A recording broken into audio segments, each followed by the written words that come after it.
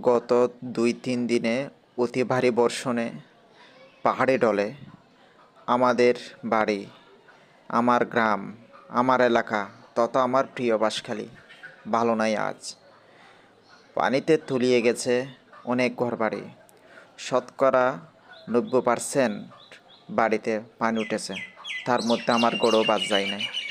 আমার এই জীবনে, আমার এই বয়সে আমি কখনো এমন পানি দেখি নাই।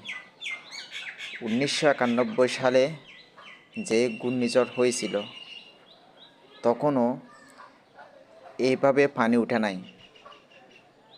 আজ দেখলাম, আজ সাক্ষী হলাম কত করুণ অবস্থা। নাই খাবার পানি, নাই চাউল ডাউল, সবেই নষ্ট হয়ে গেছে এবং অনেক বসত বাড়িঘর মাটিতে তলিয়ে গেছে। কি করা যায় এখন? এমন ভয়াবহ পরিস্থিতি জীবনে তো পড়তে হয় নাই। আমার আল্লাহ হয়তো পরীক্ষা নিচ্ছেন।